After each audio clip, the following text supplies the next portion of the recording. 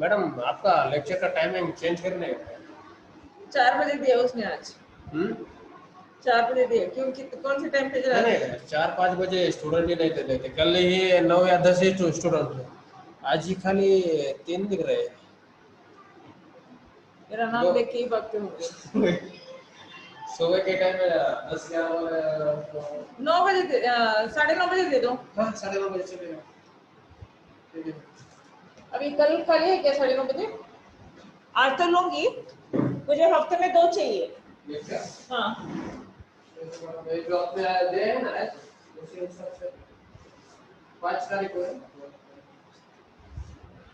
कल नहीं तो परसों कभी भी 9 बजे खाली, 9:30 बजे खाली है। अब आपका 5 बजे 5 तारीख के लिए अभी चालू करो क्या? हाँ चालू है ऑलरेडी। ओके, अरे मैं इधर बात कर रही हूँ। Hello.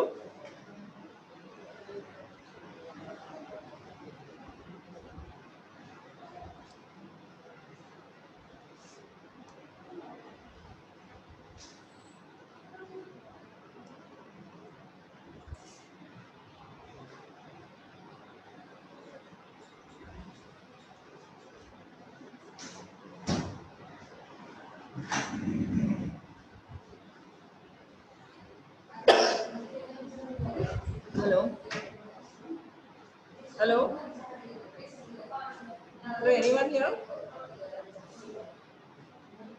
Okay, in coming to the radiation physics, the production of X-rays has been explained to you. The continuing with the same chapter, the third session of this, factors controlling the X-ray beam. The exposure time, we all know that the X-ray machine is run on current, the tube current and the tube voltage, right? And many other factors also. Basically, these two. Okay. So we'll see if the current or if the voltage is altered, what happens exactly. Exposure time. When the exposure time is doubled, the number of photons generated at all energy levels, whether it is the low energy carrying photon or the high energy carrying photon, in all the spectrum, the number of X-rays is also increased or it is doubled. Changing the time controls the quantity of the exposure, the number of the photons generated. So the tube current is directly proportional to the number of photons generated. Okay. Coming to the tube current, as MA setting is increased, more power is applied to the filament, which heats up the filament and releases more electrons. These electrons collide with the target to produce radiation. The quantity of radiation produced by X-ray tube is directly proportional to the tube current and the time the tube is being operated. Okay, it is expressed as a product of time and tube current. Quantity of radiation remains constant. The quantity means the number of photons generated, the product remains constant regardless of the variations in MA and the time. जब तक MA same है, time prolong करेंगे तो number increases. If we keep time constant and if we increase MA, the number of photons increases. Okay? So either of these two, MA or the time, कोई भी एक change करो, the number of photons generated will be increased. Okay? So this, when the machine is operated at 50 mA and when the machine, the time is doubled for 100 mA, the number of photons generated is also, relative intensity of the X-ray photon is also increased equivalently. Coming to the tube voltage, increase in tube voltage is basically the voltage that is maintained between anode and cathode. The maintenance of this voltage accelerates the electrons to move from anode to cathode. Sorry, from cathode to anode. Okay. So increasing the kVp increases the potential difference between the cathode and anode. Thereby, it increases the energy of each electron. The electron which is produced from the cathode, the each energy electron is also increased when it strikes the target. This results in, so what happens? When you increase the kVp, the energy of each electron increases, thereby producing the photon, their energy is also increased. So ultimately it is the number of photons generated is increased and their mean energy is increased and their maximal energy is also increased. Okay.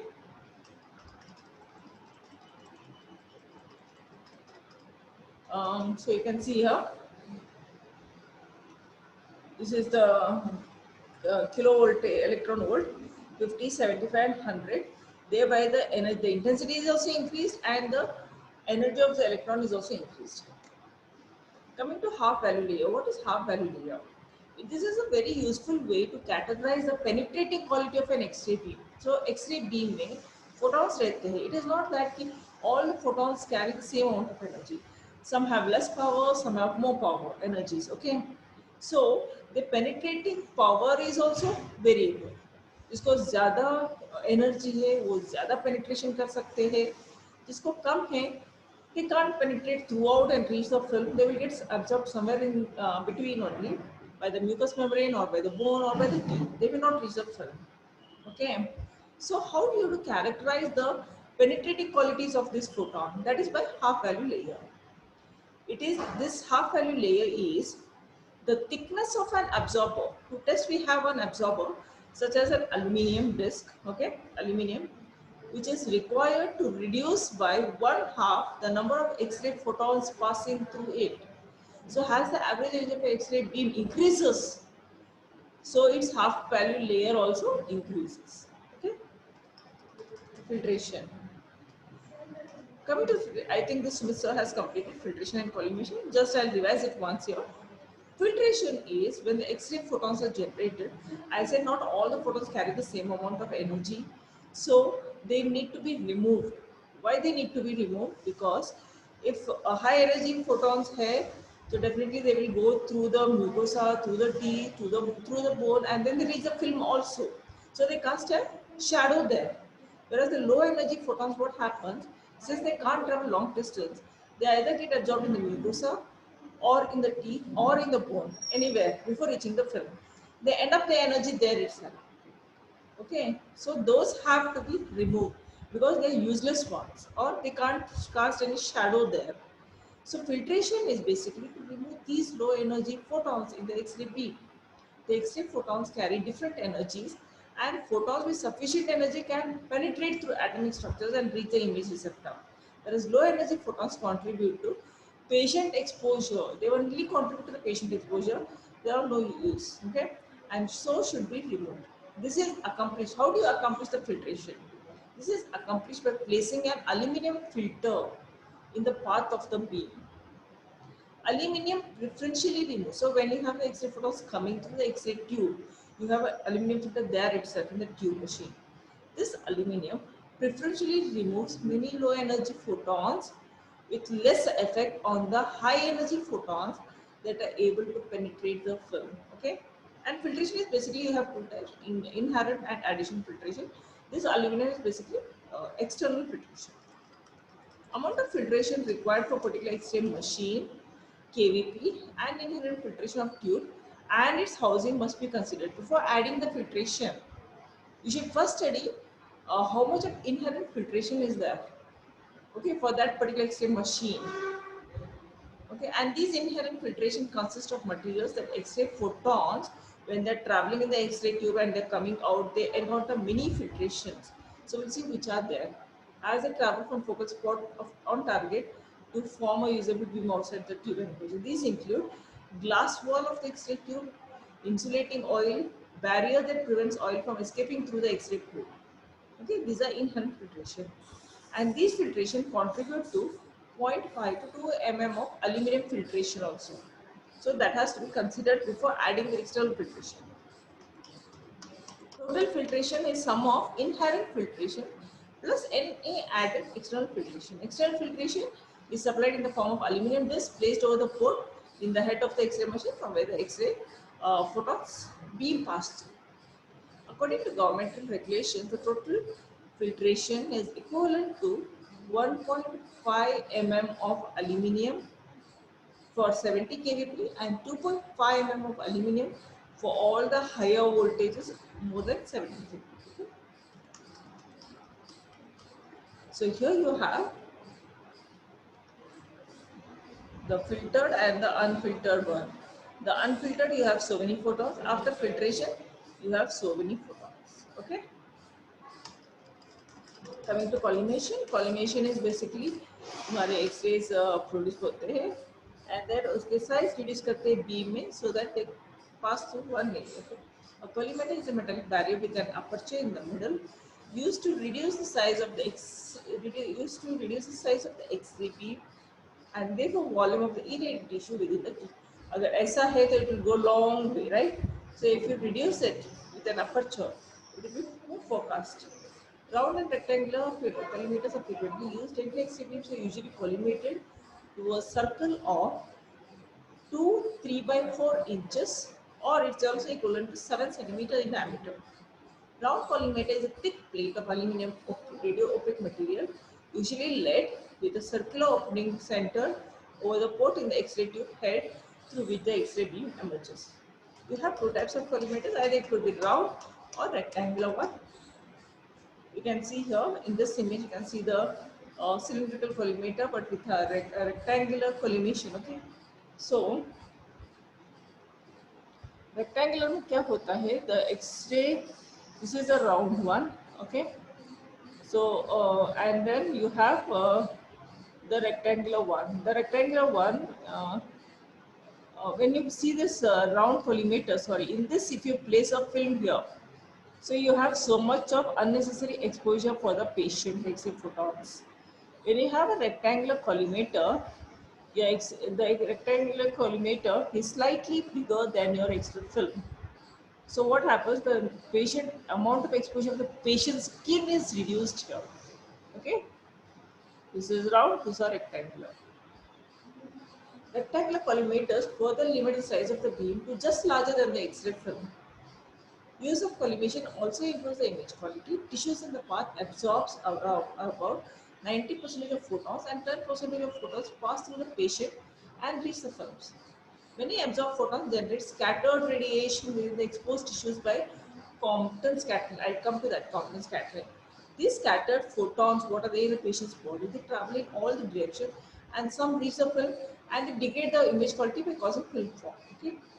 So collimating the beam to reduce the exposure area, the surrounding one, and thus the number of scattered photons which go can be minimize the detrimental effect of scattered radiation on images. Okay. So here you can see the round collimator, the X-ray radiations are going from here to here. It's a rectangular one, it will just more bigger than the film. Okay. Coming to inverse square law. Inverse square law is intensity of an X-ray beam at a given point depends on how far or what is the distance between the measuring device from the focal spot. For a given beam, intensity is directly proportional to the square of the distance from the source. Sorry, it's inversely proportional. Reason for this decrease in intensity is that the X-ray beam spreads out as it moves from the source. We all know if you have a tube light there, it is more brighter upside. As you come down, it's more lighter. Okay. So the relationship is intensity is equal to inversely proportional to distance, square of the distance. Interactions of X-rays with matter. We have Compton, coherent, and photoelectric scattering. Intensity of an X-ray beam is reduced by interaction with the matter as it encounters. The attenuation or the absorption results from interactions of individual photons in the beam with atoms in the absorber body. Okay, so how it absorbs? It is because of the attenuation or the absorption of the individual photons with atoms in the absorber. X-ray photons are either absorbed or scattered out of the beam. Either they are absorbed by the film or they are scattered out of the beam. They are absorbed in the body, in the mucus, in the bone, anywhere else. Okay. So coming to coherent scattering. Synonym is also known as classical scattering, elastic or Thomson scattering.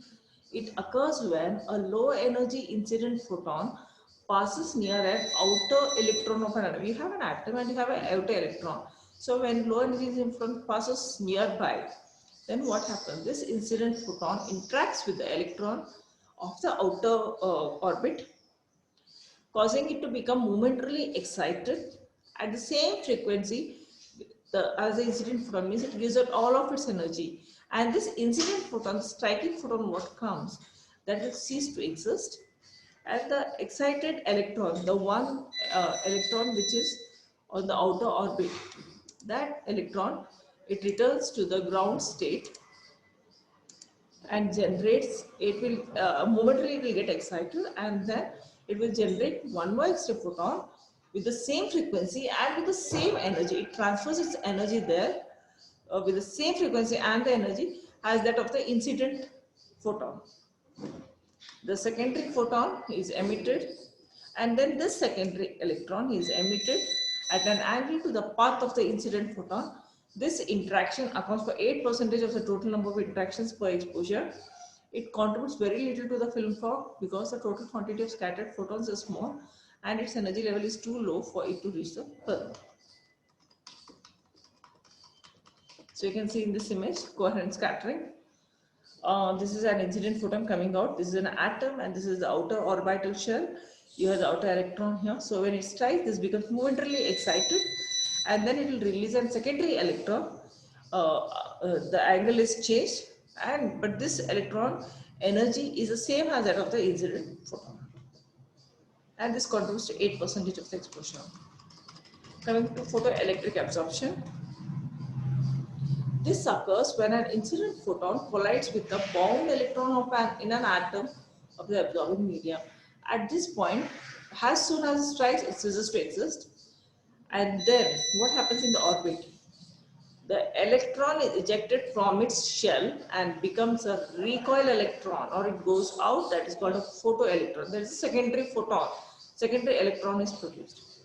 The kinetic energy imparted to this secondary electron or the recoil electron is equal to the energy of the incident photon minus that used to overcome the binding energy of the electrons.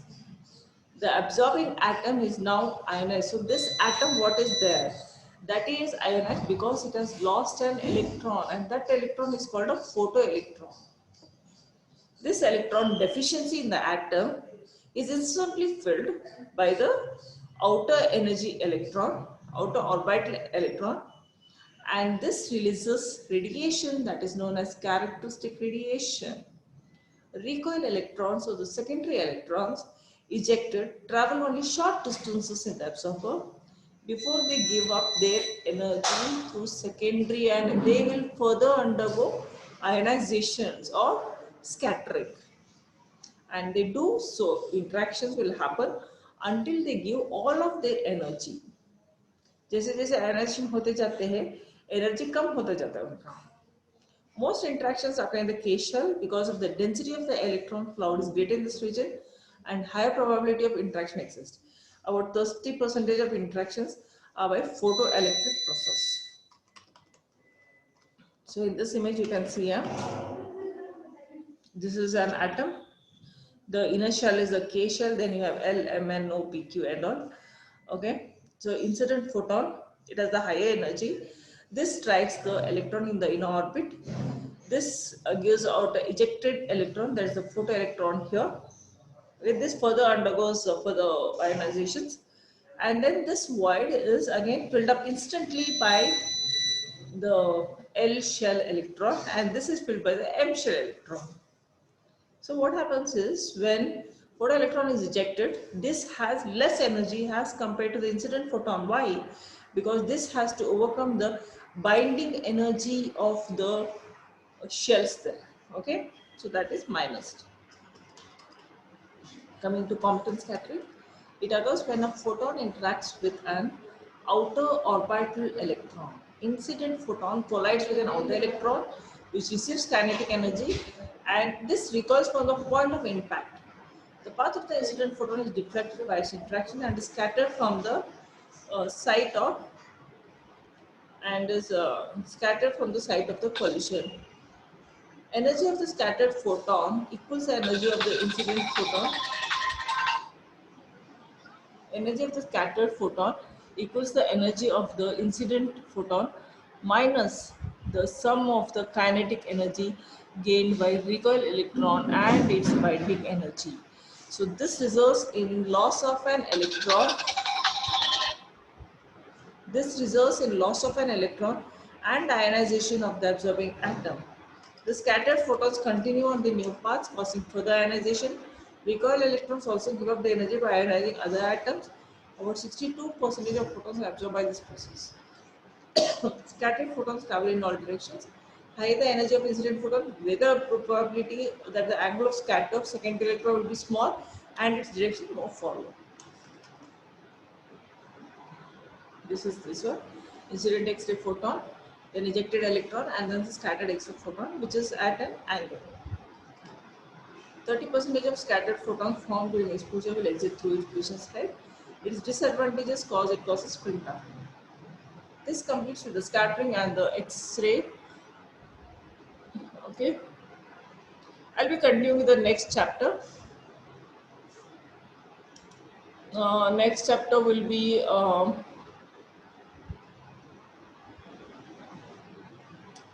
radiation biology, I guess. Radiation biology, maybe you people have attended Priyanka ma'am's class yesterday, but third, second, I'm specially taking for third, second students, okay? And third, second students, I think I have since gone through your portion, lagging here because of the corona pandemic and everything. So I'll be repeating this radiation biology. Radiation biology. Radiation biology is the study of the effects of the ionizing radiation on the living systems. So ionizing radiation will basically be reading about the radiation that are used during radiotherapy in cancer patients. Okay.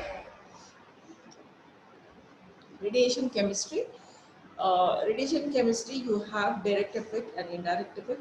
Direct effect is when energy of a photon of an X-ray or secondary electron ionizes the biologic macromolecules. Indirect effect, a photon may be absorbed by the water in an organism, and that photon ionizes the water molecules. Okay, the resulting ions form the free radicals, which in turn interact and produce changes in the biologic molecules. So coming to direct effect, biologic molecules absorb energy from ionizing radiation and form unstable free radicals. Generation of free radicals occurs in less than 10 raised to minus 10 seconds after interaction with a photon. Free radicals are extremely active and they have very short period. Quickly they reform into stable configuration by dissociation or by cross-linking. So whatever stable configurations are there, whatever normal configurations are there, they are changed by dissociation or by cross-linking. Direct effect. You have a this one here. You have a biologic molecules. RH is a biological molecule. Plus, when you give the X radiation to that, that will form free radical. RO is the free radical, and then that will releasing the electron that becomes ionized, and then that will further form. It has to go for a stable configuration. So either it will dissociate or it will cross-link. Okay, and these free radical fate, what will happen? RO. Either it will cross-link to form stable like X and producing Y unstable again, and this Y again will go into further interaction causing stable configuration. So cross-linking is two free radicals joined together to form a stable molecule like RS. Approximately one-third of biological effects of X-ray exposure results from direct effects. So indirect effect, you have radiolysis of water. Here the water in the 90% of the content in an organism is water. So water is ionized, and then these unstable configurations attack the biological molecules and they are altered. So photon X-ray photon, when it contours with the water, interacts with the water, you have free radicals forming, that is H and OH, H plus and OH minus. This is a complex procedure on balance, and finally when you balance it, water is largely converted to hydrogen and hydroxide free radicals. When dissolved oxygen is present in irradiated water, hydroperoxide free radicals may also be formed. That is HO2 radical. Hydroperoxide free radicals contribute to the formation of hydrogen peroxide in tissues. So that hydroperoxyl HO2 that will react with hydrogen ion or with the same hydroperoxide free radicals forming H2O2, that is hydrogen peroxide in tissues. Both peroxyls, both peroxyl radicals and hydrogen peroxides are oxidizing agents and are the primary toxins produced in tissues by ionizing radiation. Indirect effect in this, both hydrogen and hydroxyl free radicals interact with organic molecules, resulting in formation of organic free radicals. Two-thirds of radiation-induced biologic damage results from indirect effects, that is, by absorption of radiation in the water of an organism. Ultimately, it forms hydrogen and hydroperoxide and hydrogen peroxide, uh, this one, and it damages the tissues. Okay, such reactions may involve removal of the hydrogen. Hydroxyl free radical is more important in causing such damage. Organic free radicals are unstable and transform to form stable alternate molecules. These alternate molecules have different chemical and biological properties from the original molecules. Coming to changes in DNA, this is the primary cause. So, especially when the DNA is affected, many changes will occur. This is the primary cause or the root cause for any cancer formation. This is the primary cause of radiation-induced cell death, heritable mutations, and cancer formation. Radiation produces different types of alterations. So this radiation, what happens? Because different types of alterations can be produced here when it occurs in DNA. Either it can break one or both the DNA strands. The cross link, after breakage, it can cause the cross linkage of the DNA strands within the helix to other DNA strands or to the proteins, change or loss of a base either in between or at the end. Disruption of the hydrogen bonds between the DNA strands is altered. So any of these four changes can occur when it conquers the DNA. So I have deterministic and stochastic effects. What are these? Deterministic effects is radiation injury to organism resulting from killing the number of cells. Severity of clinical effects is proportional to the dose. As the dose increases, the severity of the clinical effects starts increasing. That is deterministic effects. The greater the dose, the greater the effect. Probability of effect, probability of effect is independent of the dose. There is no like dose होने इतना dose होने के बाद ही probability आना है. Dose देते जाओ वैसे severity बढ़ती जाएगी. So stochastic effect is sublethal damage to individual cells that results in cancer formation or heritable mutation. Severity of the clinical effects, what severity is there? That is not dose dependent. It shows all or none response. An individual either has effect or he does not have. Frequency of the effect is proportional to the dose. Greater the dose, greater the chance of the effect to occur. Coming to the deterministic effects on cells, that is जैसे जैसे आप dose देते जाओगे वैसे वैसे severe होते जाएगा. Effects on intracellular structures, I'm telling. Then you have on the nucleus, on the chromosomes, and on the cell replication. Effects on intracellular structures. This results from radiation-induced changes in their macromolecules. These changes are manifested initially as structural and functional changes in the cellular organelles, intracellular, inside the cell. So cellular organelle structure and functional changes occur. These changes may cause the cell to die. On nucleus. Nucleus is more radiosensitive than cytoplasm, especially in the dividing cells. Sensitive site in nucleus is DNA within chromosomes. And DNA we have read, you have chromosome aberrations. Chromosomes serve as useful markers for radiation injury, and extent of the damage is related to cell survival. It is seen in irradiated cells at the time of mitosis when the DNA condenses to form chromosomes. It is dependent on the stage of the cell in the cell cycle at the time of division. Cell कौन से ये जो cell division है, I mean the cell cycle जो है, okay, S phase, mitosis phase, and that one. So where in which phase it is, depending on that, the chromosomal changes are. You have chromatid aberration.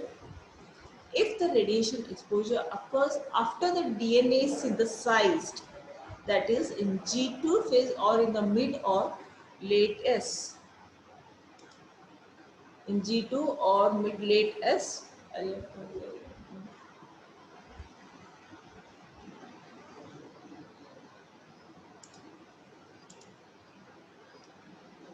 मुंडे इधर आओ.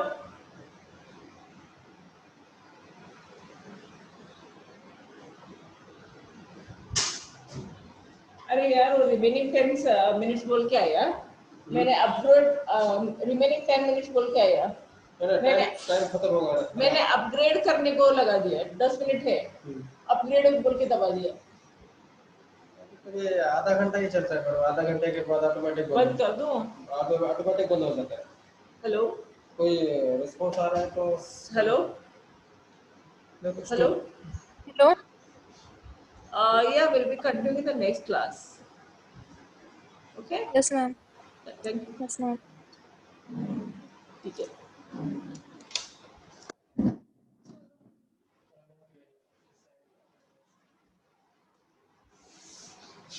मेरा next ये है. अरे ये radiation balance ज़्यादा डाला ही नहीं. इधर लिख ले. Next one radiation balance डालना. ठीक है? कर लोगे क्या?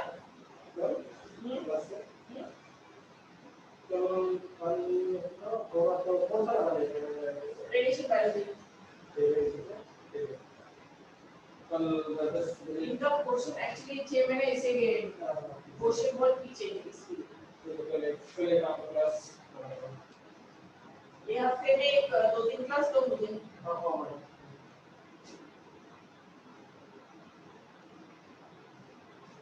ये सब ऑलरेडी खत्म हो जाना चाहिए करते करते. हफ्ते में 3 क्लास दे दो. ये हफ्ते में 3.